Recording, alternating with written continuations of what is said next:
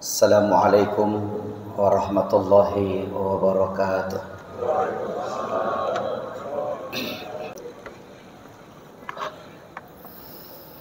Alhamdulillah, alhamdulillahil malikid dayyanil karimil mannanir rahimir rahman.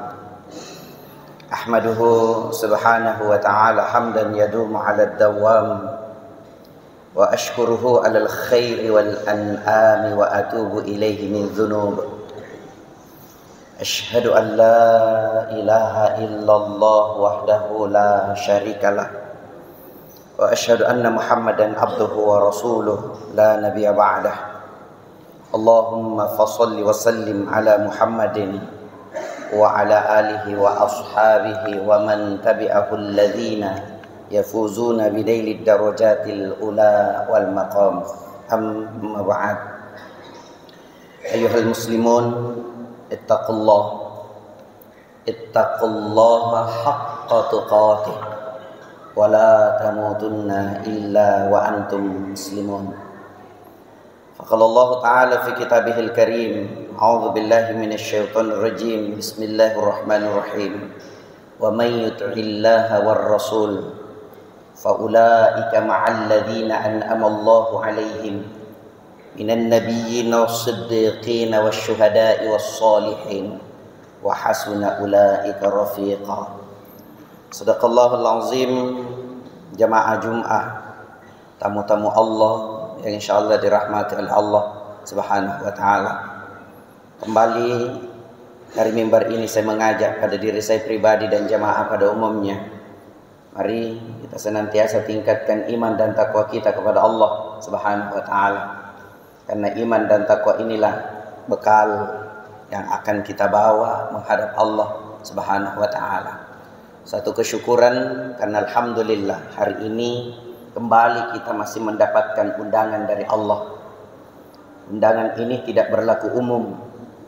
Yang diundang Allah untuk datang ke rumahnya itu hanyalah orang-orang yang beriman. Walaupun Islam, kalau dia tidak beriman tidak diundang oleh Allah. Pak wali kota saja yang undang kita, Pak gubernur saja yang undang kita. Ada hitam di atas putih, ada satu kebanggaan tersendiri dalam diri kita. Karena kita dapat undangan, padahal kita ini merasa masyarakat biasa. Dapat undangan, ada kebanggaan. Kira-kira bagaimana kalau Allah yang undang kita untuk datang ke rumahnya dan sujud di hadapannya. Ya ayyuhalladzina amanu idza nudiya lis-salati min yaumil jumu'ah. Yang diundang Allah hanyalah orang-orang yang beriman. Yang tidak beriman tidak diundang oleh Allah. Salam dan salawat pada junjungan Nabiullah Muhammad sallallahu alaihi wasallam. Suatu ketika Siti Aisyah radhiyallahu anha menjahit di dalam rumahnya di malam hari. Tiba-tiba jarumnya terjatuh. Dicari itu jarum, tidak ketemu itu jarum. Kenapa tidak ketemu? Karena rumahnya Siti Aisyah, rumahnya Rasulullah itu gelap. Punya lampu tapi tidak seperti lampu kita sekarang. Dicari-cari tidak ketemu itu jarum. Tidak lama kemudian Rasulullah datang, langsung masuk ke rumahnya Siti Aisyah. Siti Aisyah radhiyallahu anha langsung ambil itu jarum. Langsung ketemu itu jarum. Kenapa langsung diambil itu jarum? Karena mukanya Rasulullah yang lebih terang daripada sinar matahari. Siti Aisyah tersenyum.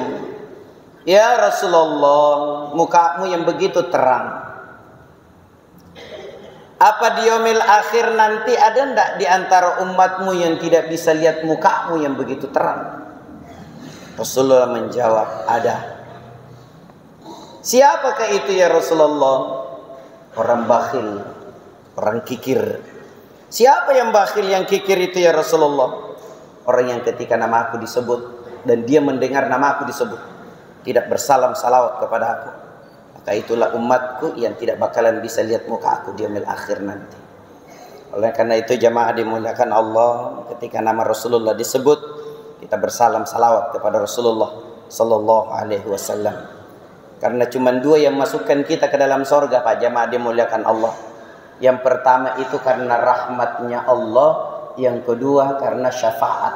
dari Rasulullah sallallahu alaihi wasallam. Jamaah Jumat, tamu-tamu Allah, insyaallah dirahmati oleh Allah Subhanahu wa taala. Ada salah seorang sahabat Rasulullah sallallahu alaihi wasallam. Ini sudah biasa didengar ini hadisnya ini, Pak. Tapi tidak apa-apa saya ulang. Ini sahabat Rasulullah, saking cintanya kepada Rasulullah sampai makanan itu susah turun di lehernya. Saking takutnya tidak ketemu di yaumil akhir dengan Rasulullah sampai tidak mau terpejam matanya. Sauban namanya. Itu Sauban, Pak. Sebelum Rasulullah datang sudah ada di pojok kanan sholat. Kenapa di pojok? Tidak mau mengganggu dan tidak mau diganggu ketika beliau sholat. Suatu ketika Rasulullah panggil, Sauban, ta'al sini.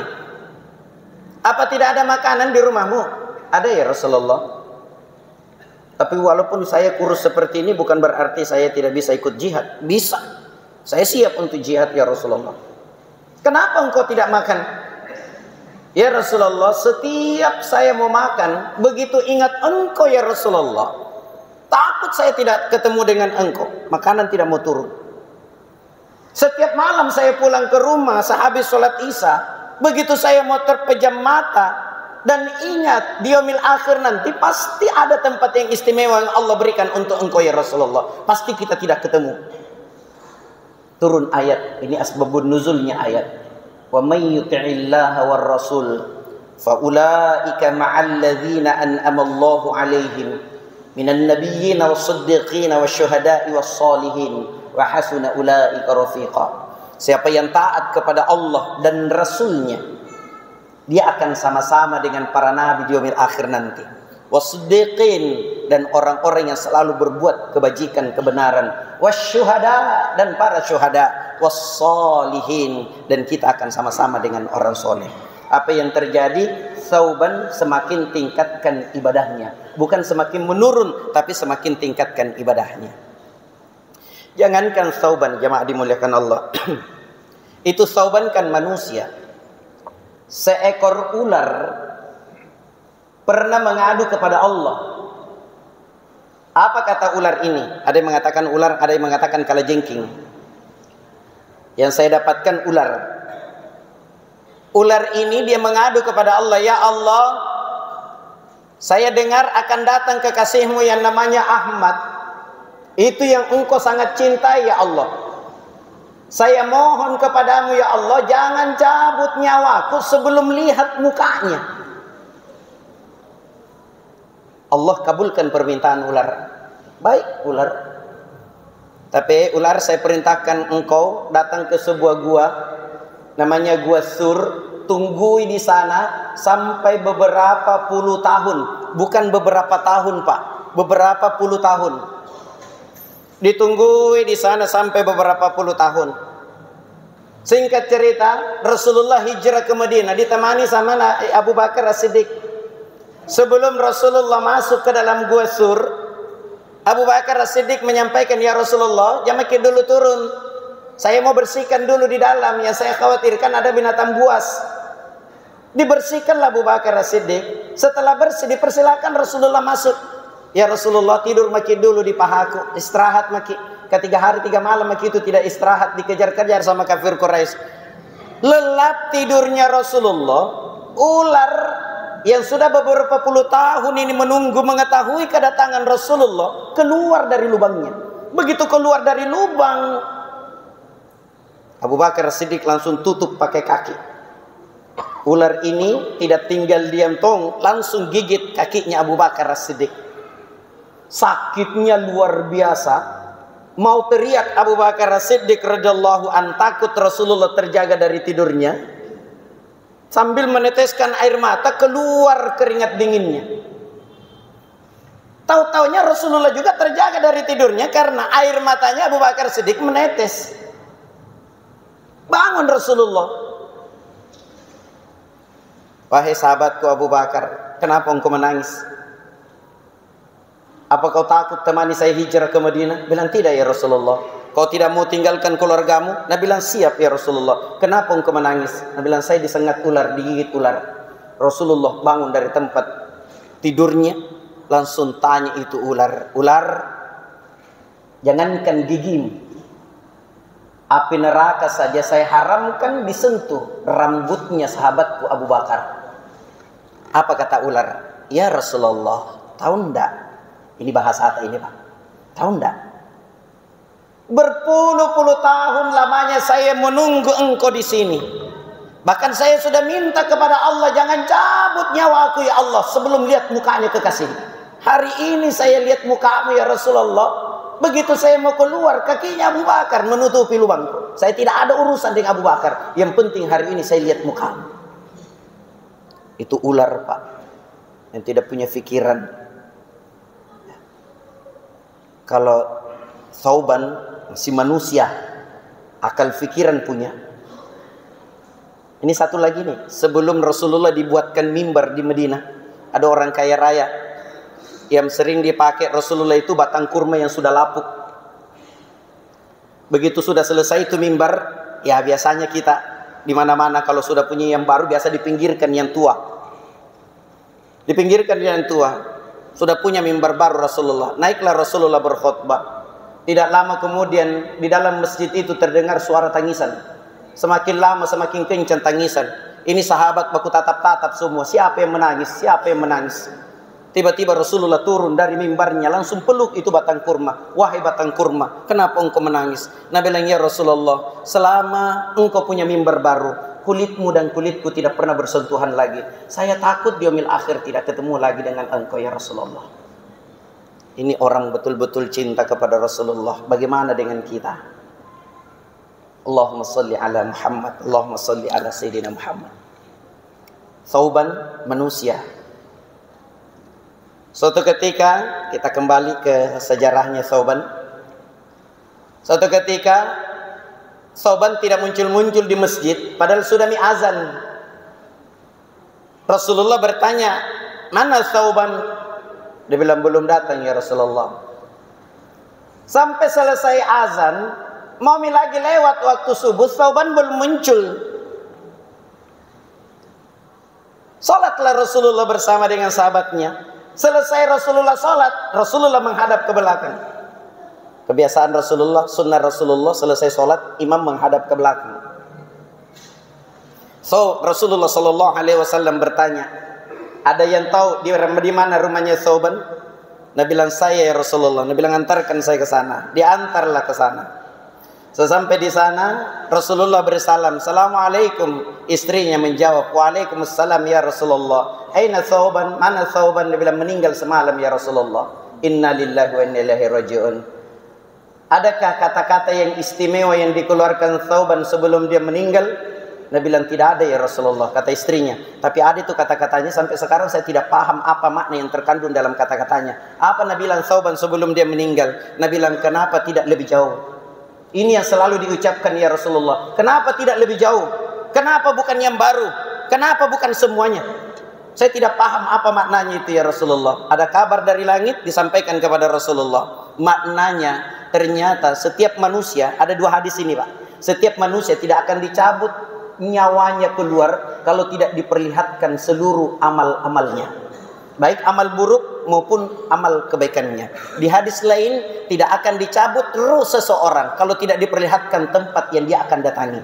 Makanya kenapa ada orang yang tersenyum ketika dia meninggal, walaupun dia berhadapan dengan mortir, walaupun dia berhadapan dengan bom, karena dia melihat tempat yang indah yang dia akan datangi, sampai dia tersenyum, tidak merasakan sakitnya ketika dicabut roh. Ada kabar dari langit disampaikan kepada Rasulullah. Ternyata Thauban menyesal akhir kehidupannya. Apa kata Thauban? Kenapa tidak lebih jauh? Kenapa tidak lebih jauh? Ternyata rumahnya Rasulullah. Dalam keterangan hadis itu dikatakan, rumahnya Thauban ke Masjid Nabawi 4 jam perjalanan baru sampai. Itu bukan naik Grab Pak, bukan naik mobil, bukan naik sepeda. Itu jalan kaki sampai ke masjid. Ini betul-betul merealisasikan cintanya kepada Rasulullah, karena Rasulullah senang di masjid, tinggal di masjid. Thauban selalu datang ke masjid untuk sholat jamaah. Ini sekarang banyak orang Pak, kalau ditanya cinta enggak kepada Rasulullah, cinta, tapi bertetangga dengan masjid enggak pernah datang. Kalau jogging iya, sampai Karebosi dia bisa keliling sampai 7 kali. Kalau goes ya bisa keliling Sulawesi, keliling Makassar. Tapi masjid yang dekat rumahnya berat sekali dia langkahkan kakinya untuk masuk ke masjid. Ya Allah ya Rahman, kita doakan saudara-saudara kita yang seperti itu. Makanya biasa saya sampaikan, tapi minta maaf kasar-kasar barangkali saya sampaikan. Ibadah itu Pak harus dipaksakan. Ibadah itu harus dipaksakan. Jangan berpikiran mau pi hatiku Ustaz, senang pi hatiku baru datang ke masjid. Kalau hati kita yang mau diikuti baru ke masjid, ke Pak tidak sholat-sholat mak itu jamaah di masjid sampai kita meninggal. Karena ini hati Pak, cuman maunya duduk santai, minum kopi, merokok, main game. Nah kalau bukan dari sekarang kita paksakan untuk langkahkan kaki kita ke masjid Pak. Kan biasa kita dengar Ustadz menyampaikan, dalam hadis juga disampaikan, siapa yang bersuci di rumahnya, langkah pertama keluar dari rumahnya, Allah hapuskan 10 kesalahannya, langkah berikutnya Allah angkat derajatnya, langkah berikutnya Allah hapuskan kesalahan-kesalahannya dan tambahkan amal ibadah. Banyak sekali pahala, cuman banyak orang kan begitu gimana, karena biar di rumah sholat aja. Iya, tapi beda ketika kita sholat jamaah di masjid dan kita sholat jamaah di sholat sendiri di rumah, beda rasanya Pak. Karena saya pernah rasakan, apa aku bilang, kan di rumah ada tonjiaseku, di masjid ada tonjiase. Ternyata apa yang kubedakan, apa bedanya? Kalau di rumah buru-buru ke sholat, buru-buru ke sholat, tapi ketika saya sholat jamaah di masjid, tumak ninaku luar biasa. Ya, makanya ayo paksakan untuk datang ke masjid sholat jamaah. Sayang masjid kita besar seperti ini. Saya khawatirkan ramalan Rasulullah Sallallahu Alaihi Wasallam. Rasulullah mengatakan akan datang akhir zaman, orang semua berlomba-lomba memperindah masjid, tapi jamaahnya tidak ada. Dan saya pernah alami sendiri, masjidnya megah, tapi sholat subuhnya saya cuma 2 orang Pak, imam dengan saya sendiri. Saya bilang ya Allah ya Rahman ya Karim, saya khawatir ramalan Rasulullah terjadi akhir zaman. Jamaah Jumat, tamu-tamu Allah yang insya Allah dirahmati oleh Allah Subhanahu Wa Taala. Kenapa bukan yang baru, kata Thauban. Ternyata suatu ketika Thauban mau ke masjid, dinginnya di Madinah luar biasa. 2 jubah nak pakai, ada yang baru di dalam, yang tua di luar. Ketemu temannya di jalan, lagi tersungkur jatuh karena dinginnya luar biasa di Madinah. Buka bajunya, dipakaikan orang itu, baru dipapa ke masjid. Itu baru yang tua diberikan. Allah memperlihatkan, sampai Thauban mengatakan, kenapa bukan yang baru kukasihkan ini? Oh, kenapa bukan baru? Membantu orang yang lagi kesusahan Pak, pahalanya luar biasa. Makanya Nabi Musa yang terkenal dengan kalimullah, bisa dialog langsung dengan Allah, pernah bertanya kepada Allah, ya Allah, ibadah yang manakah yang membuat engkau tersenyum dan itu milikmu? Apa sholatku? Allah menjawab, bukan, Musa, itu sholatmu untuk kamu, bukan untuk saya. Saya suruh kau sholat, inna sholata tanha anil fahsya'i wal munkar. Sungguhnya sholat itu mencegah kamu, bukan mencegah saya, kata Allah, supaya kamu tercegah daripada perbuatan keji dan mungkar. Apa puasaku ya Allah? Nabi bilang bukan, itu puasamu supaya kamu terkekang nafsumu, bukan untuk saya. Apa zikirku ya Allah yang membuat hatimu tenang, hatimu tersenyum? Apakah engkau tersenyum sama saya dan itu milikmu? Nabi bilang bukan, itu zikirmu untuk kamu. Ala bi zikrillahi tatmainnul qulub, dengan mengingat kepada Allah hati tenang, hati bahagia. Itu untuk kamu.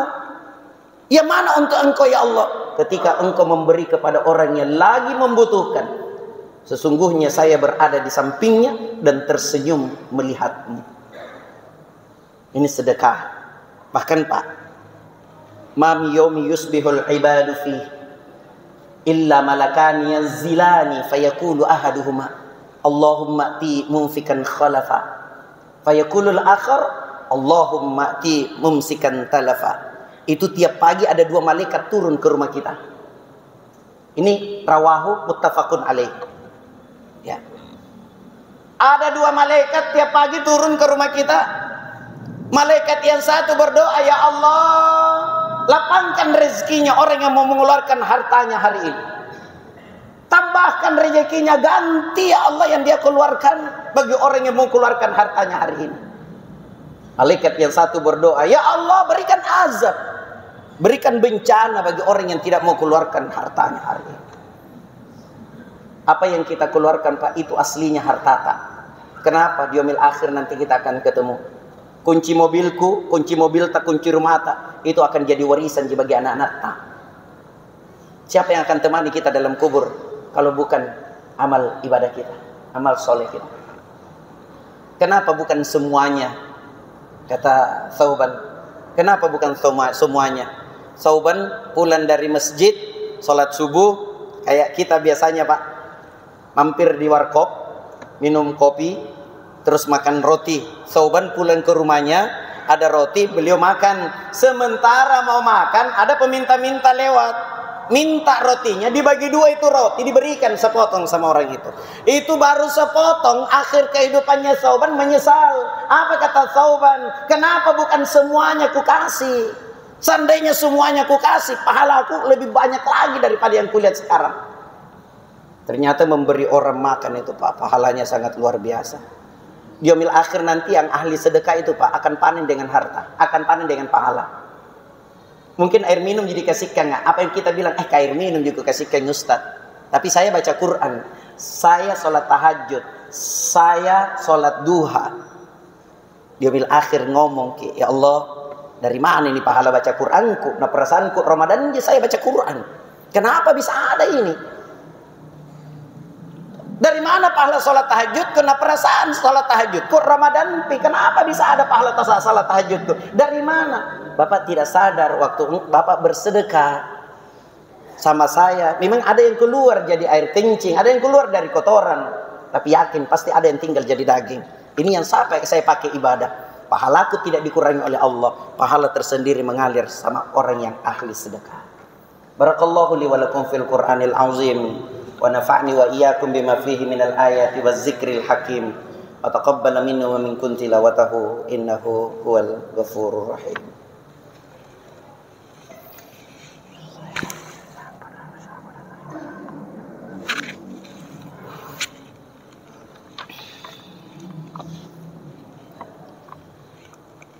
Alhamdulillah, alhamdulillahi haqqa hamdih. Wa ashhadu an la ilaha illallah wahdahu la syarika la syahadatan abdih. Wa ashhadu anna sayyidana Muhammadan abduhu wa rasuluhu al-wafiyyu bi ahdi. Allahumma shalli wa sallim wa barik ala sayyidina Muhammad wa ala alihi wa ashabihi min ba'dih. Usikum ibadallah wa iyaya bi taqwallah. Wa'lamu anna Allah amarakum amran amima. وبدأ بنفسه تعليما وقال جل جلاله أعوذ بالله من الشيطان الرجيم إن الله وملائكته يصلون على النبي يا أيها الذين آمنوا صلوا عليه وسلموا تسليما وارضى اللهم على أربعة خلفاء الراشدين أبي بكر وعمر وعثمان وعلي وعلى بقية الصحابة والتابعين والتابعين ومن تبعهم بإحسان إلى يوم الدين وعلينا معهم برحمتك يا أرحم الراحمين اللهم انصر من نصر الدين واخذل من خذل الدين واجعل بلدتنا هذه إندونيسيا آمنة مطمئنة كما قال تعالى بلدة طيبة ورب الغفور واجعل كذلك سائر بلدان المسلمين دولا مستقلة الإسلامية اللهم اغفر وارحم المسلمين والمسلمات والمؤمنين والمؤمنات الأحياء منهم والأموات إنك سميع قريب مجيب الدعوة ويقاضي الحاجات اللهم اغفر لنا ولإخواننا الذين سبقونا بالإيمان ولا تجعل في قلوبنا غلا للذين آمنوا ربنا إنك رؤوف رحيم ربنا آتنا في الدنيا حسنة وفي الآخرة حسنة وقنا عذاب النار عباد الله إن الله يأمركم بالعدل والإحسان وإيتاء ذي القربى وينهى عن الفحشاء والمنكر والبغي يعظكم لعلكم تذكرون فاذكروا الله العظيم يذكركم ودعوه يستجب لكم ولذكر الله أكبر